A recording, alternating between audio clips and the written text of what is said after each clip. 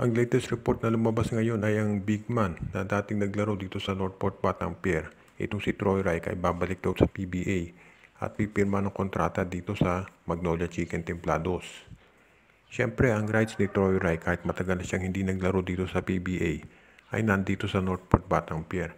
Pero hindi naman magkakaproblema ang Magnolia na makuha yan mula dito sa team ni Bonitan. Dahil may ibang big men na ginagamit ngayon. Itong si Coach Tan, of course, nandyan si William Navarro, Xavier Lucero, si JM Calma at itong si Cade Flores. So, pwede na nilang pakawalan itong si Troy Reich. Kahit second round pick ang ibigay, pwede na.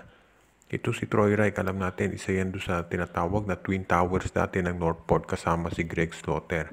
Pero nung nawala si Slaughter, ito si Troy Reich nawala din. At ang tagal na hindi naglalaro nitong si Troy Reich. Ngayon mukhang gusto na raw bumalik ni Troy Reich dito at maglalaro siya dito sa Magnolia.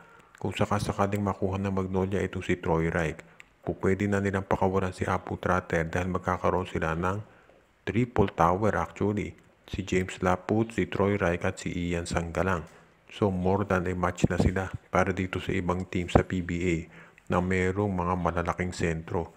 At sa tingin ko magiging maganda yan para dito kay Coach Chito Victolero. Lalo na kung gusto niya na makipagsabayan talaga dito sa mga ibang teams sa PBA at manalo na ng kampyonato. Matunog yung pangalan ni Chris Newsome na lilipat dito sa Barangay Ginebra kapag siya ay naging unrestricted free agent. Pero huwag nating alisin yung posibilidad na baka ito ay maglaro sa Japan o sa Korea. Dahil hindi rin natin maitatanggi na yung mga talent scouts ng mga nasabing liga ay pinapanood din ng PBA at tinitignan nila kung mayroong magaling na player na pwedeng makuha dito.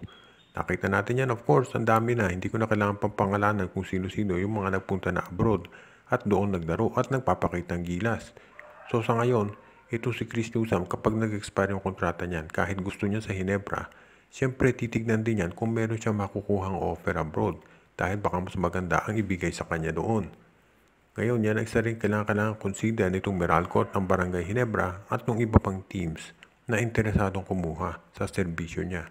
Kaya sa ngayon, itong si Chris Newsome, marami siyang options kapag naging unrestricted free agent katulad ni Maverick Hanmisi dati na pinili yung pinakamagandang option katulad ng Barangay Ginebra at itong si Jeron Teng naman dito sa San Miguel Beer.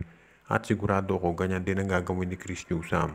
Kaya hindi pa 100% sure na sa Barangay Ginebra siya mapupunta dahil nakadepende rin yan ito sa magiging offer sa kanya at of course kung ano ang gagawin ng kanyang management pagdating dito sa mga trade offers na magagaling sa mga local teams sa PBA ngayon.